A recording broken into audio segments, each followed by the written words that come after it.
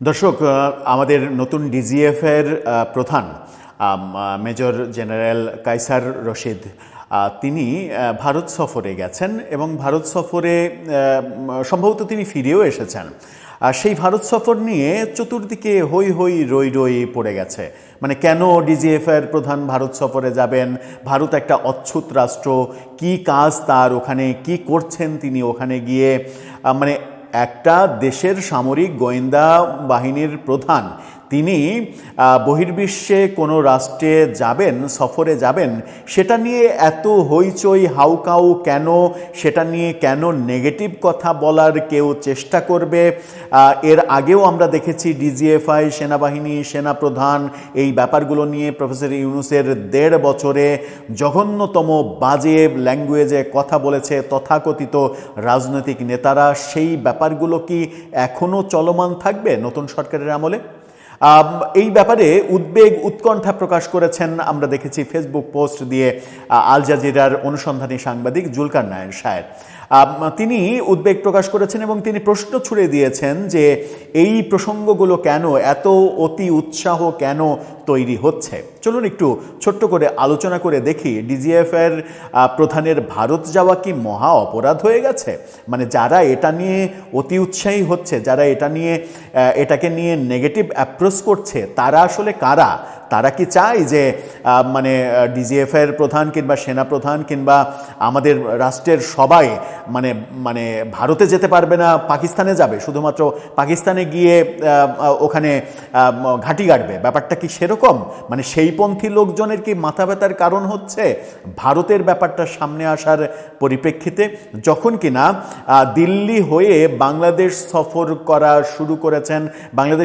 শুরু করেছেন মার্কিন সহকারী পররাষ্ট্রমন্ত্রী পল কাপুর, যে সফরটাকে খুবই গুরুত্বপূর্ণ সফর ভাবা হচ্ছে ভারতের সঙ্গে বাংলাদেশের সম্পর্ক পুনঃ উন্নয়নের জন্য। সেই আলোচনাই করব এই ভিডিওতে। থাকবেন পলিটিক্স টিভির নিয়মিত আয়োজনে।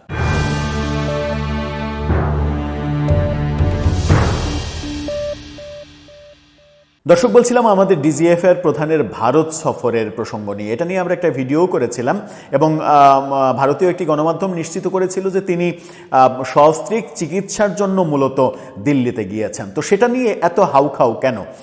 আমরা brigadier major general Kaiser Rashid Chowdhury, আমরা দেখেছি যে গত 25 ফেব্রুয়ারি প্রতিরক্ষা গোয়েন্দা মহাদপ্তর ডিজিএফ এর নতুন মহাপরিচালক হিসেবে নিয়োগ পেয়েছেন এই কায়সার রশিদ চৌধুরী। সামরিক সূত্র ও তার দীর্ঘ কর্মজীবনের তথ্য বিশ্লেষণ করে দেখা যায় বাংলাদেশ সেনাবাহিনীর অত্যন্ত মেধাবী, তীক্ষ্ণ বুদ্ধিসম্পন্ন ও চৌকস একজন সামরিক কর্মকর্তা হিসেবে তিনি সর্বমহলে সুপরিচিত। তিনি দেশে এবং বিদেশে নিজ যোগ্যতা, প্রশিক্ষণ ও পেশাদারিত্বের প্রমাণ দিয়েই দেশের অন্যতম গোয়েন্দা সংস্থার মহাপরিচালক পদে আসীন হয়েছেন। দৈনিক সমকাল এই তথ্যটা দিচ্ছে। তার মানে তার চাকরি জীবনে তিনি অনেক সুনাম কুড়িয়েছেন এবং সেই সুনামেরই প্রতিদান তিনি পেয়েছেন ডিজিএফ এর চিফ হয়ে। তিনি ভারতে গেছেন। তো ভারতে গিয়েছেন তো কি মহাভারত অশুদ্ধ হয়ে গেছে, ব্যাপারটা সেরকম? এত হাউখাউ কেন? কি বলছেন জুলকারনাইন শাহের? তার ফেসবুক পোস্টটা একটু চলুন দেখে নিই। তিনি ফেসবুকে বলছেন, সেটা দেখে নিন। প্রতিরক্ষা গোয়েন্দা মহাপরিদপ্তর ডিজিএফ এর ডিজি ভারতে গেছেন, এটা নিয়ে কিছু ব্যক্তির হাউখাউ দেখে মনে হচ্ছে ডিজি সাহেবের পরিবর্তে ডিজিএফ এর এমটি মিলিটারি ট্রান্সপোর্ট জেসিওর ভারত যাওয়া দরকার ছিল।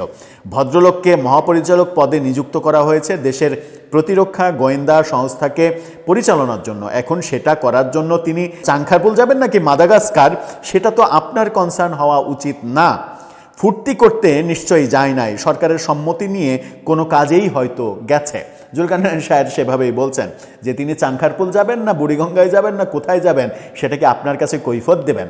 মানে পাবলিকের কাছে কিংবা কোনো রাজনৈতিক দলের কাছে কৈফত দিবে যে ভাই আমি তো একটু চাংখারপুলে একটু বেড়াতে যাইতে যাচ্ছি, চাংখারপুলে গিয়ে আমি একটু ওই খাবো, ওখানকার মানে কি বলে কাচ্চি খাবো, কাচ্চি খাওয়ার জন্য যাইতে চাচ্ছি, আপনারা কি অনুমতি দেবেন? মানে বিশেষ করে বিএনপির যারা বিরোধী পক্ষ আছে এবং নতুন গজিয়ে ওঠা যারা শক্তি রয়েছে তাদের কাছে কি অনুমতি নিতে হবে? এবং যারা এটা নিয়ে অতি উৎসাহ দেখাচ্ছেন, মানে অতি উৎসাহ দেখানোর একটাই তো কারণ যে ভারতে গেছেন, তো ভারতে যাবেন না কেন? ভারতের সঙ্গে আপনারা গত 1.5 বছর সম্পর্ক যে তলানিতে নামিয়েছিলেন, আপনারা পারলে ভারতের সঙ্গে যুদ্ধ বাঁধিয়ে দেন এমন শক্তি আপনাদের হয়ে গিয়েছিল।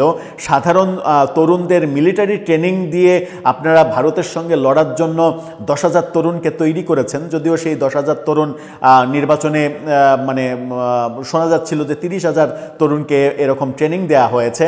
সেই ট্রেনিং নির্বাচনের সময় কাজে লাগানো হবে কিনা সেটা নিয়ে একটা সংশয় ছিল। যাই হোক, তেমন কিছু হয়নি। সেই বাহিনী তৈরি করে আপনি ভারতের সঙ্গে যুদ্ধ করবেন? এই যে ইরান, আমেরিকা, ইসরায়েল যুদ্ধ হচ্ছে, খামেনির মৃত্যু হলো, তাতে কি ইরানের খুব লাভ হয়েছে? কিংবা এই যুদ্ধ করে আমেরিকারই বা কোনো লাভ হয়েছে? এই যুদ্ধে আশকারা দিয়ে কিংবা আমেরিকাকে সাপোর্ট করে কাতার, বাহরাইন, সৌদি আরব, আরব আমিরাত তারা কি লাভবান হয়েছে?